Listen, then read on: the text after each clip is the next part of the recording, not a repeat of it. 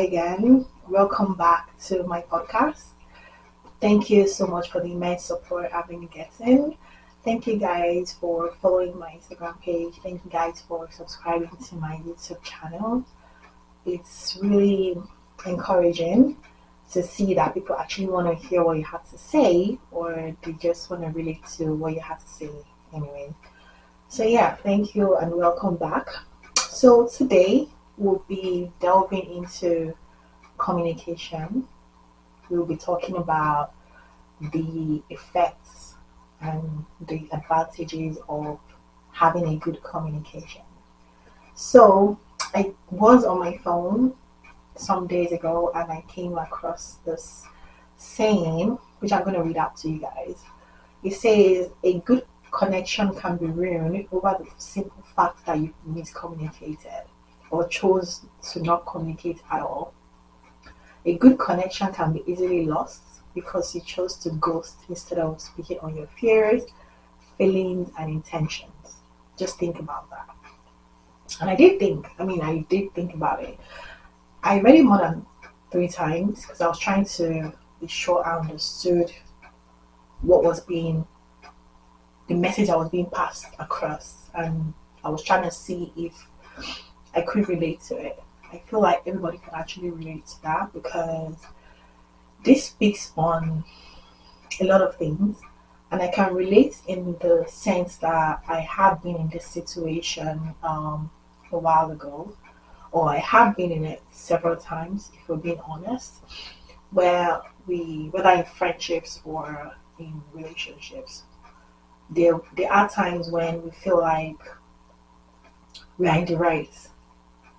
So any other thing your partner is trying to communicate to you doesn't go into our ears because we feel like I know I'm right. There's really nothing you can say to trump the fact that I know I'm right. So every other thing we hear kind of gets lost in translation. And sometimes we tend to listen, or we don't listen to understand, we listen to respond. So that way, our mind or our subconscious is literally waiting for that person to finish what they have to say so we can just put in our 2 cents. And that way, we lose every vital information that was being communicated to us because we just want to get to the fact that I am right, I know what I'm talking about, I understand where I'm coming from. You are the one that doesn't understand where I'm coming from. And that's not necessarily right or healthy in terms of relationships, right? So, as this message says, we sometimes miscommunicate what we're feeling, or sometimes we don't even communicate at all. I know people are different. I know that a lot of people tend to handle things in their own way. A lot of people tend to react to things in certain way. And because we are two different people, or we're different persons, coming together or being together, we forget that this person doesn't understand where I'm coming from, or this person doesn't necessarily, is not a mind reader or a soothsayer to understand that there's something I'm feeling which I cannot particularly speak out on.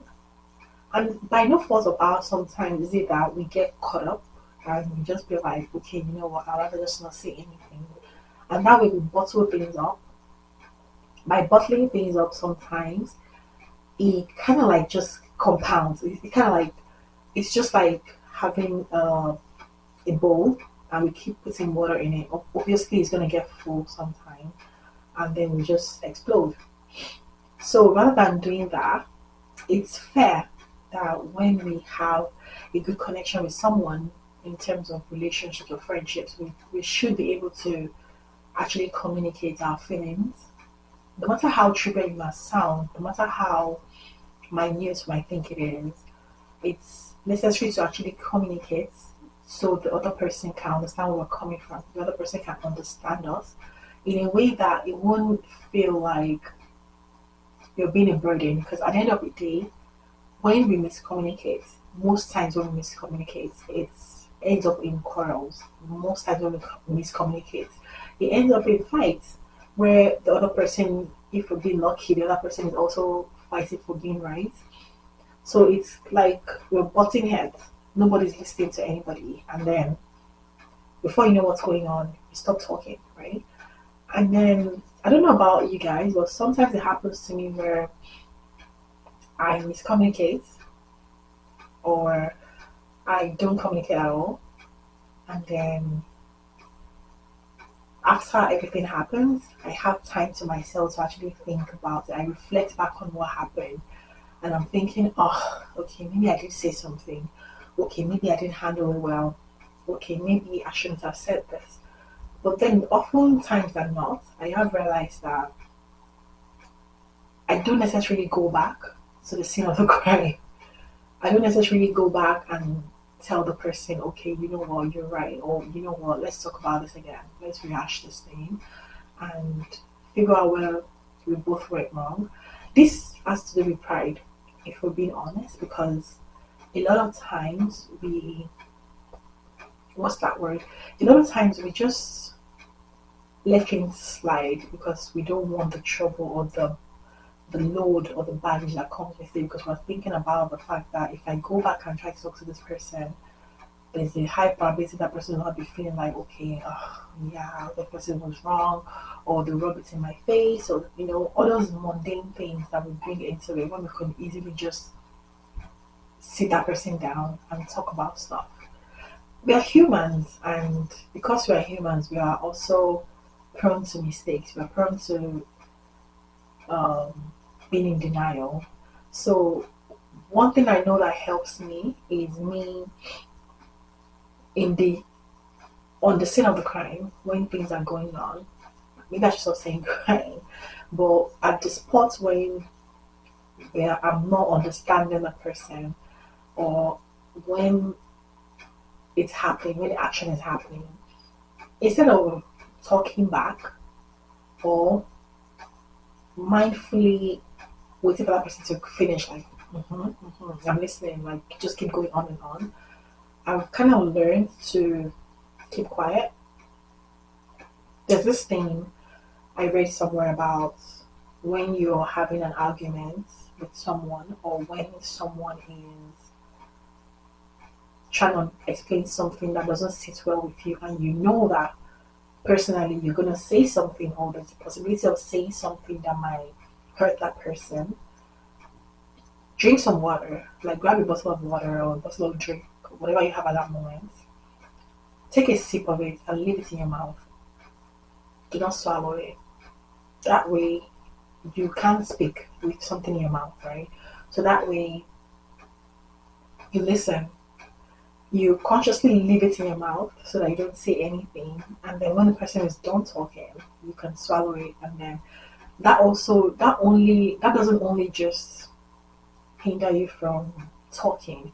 It also gives you the time to actually process what the person is saying and also get ready to explain or communicate back to that person. And I've learned that that helps me because I know that I've had some scenarios in the past couple months where I'm dealing with something and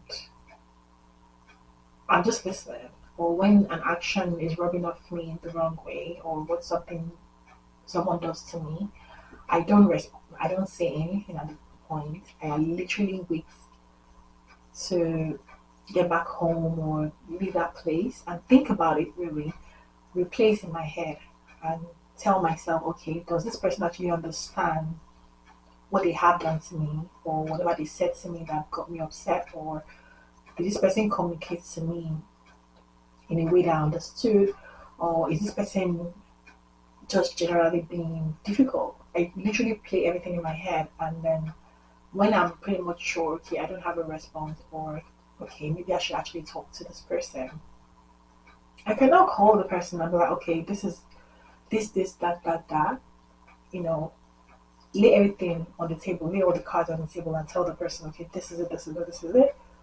And then let the person respond back because there's a possibility that that other person also had time to think about stuff. rehash it in their head, right? But then somebody has to be the bigger person. So when you call the person to talk about it, the person will actually think about it and be like, yeah. So even if they don't say it out, subconsciously it's registered somewhere in their head that okay, yeah, this person is accountable. This person can actually process situations without it blowing up, you know.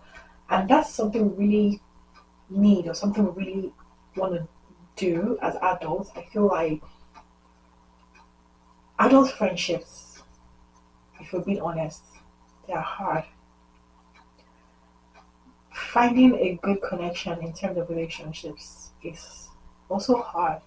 So when we find that person, I feel we shouldn't let things as little as communication be the hindrance towards it. We shouldn't let ego or pride also have a play in it.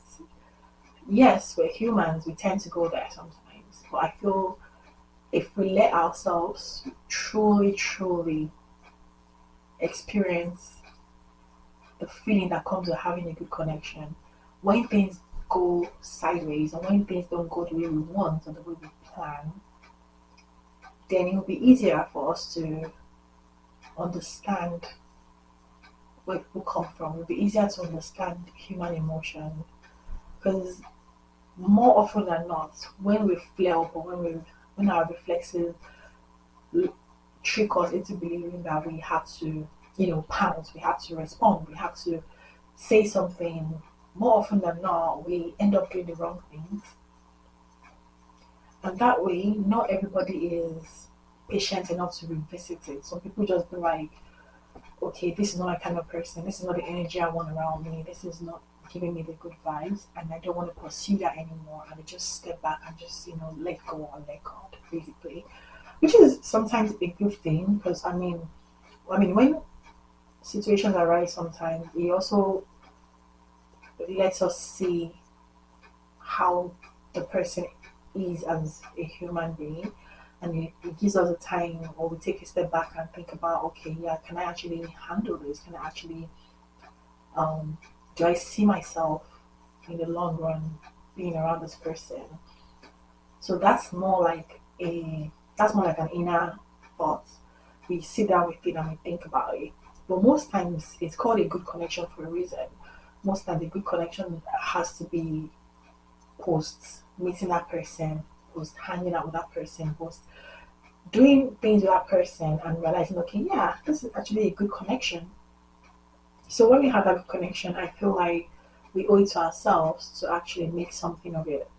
I mean, we never know what'll end up tomorrow.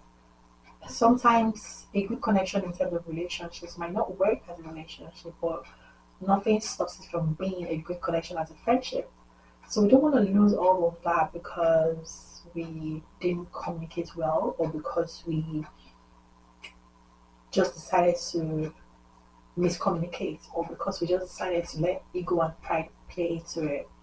So I would urge us all to, be mindful.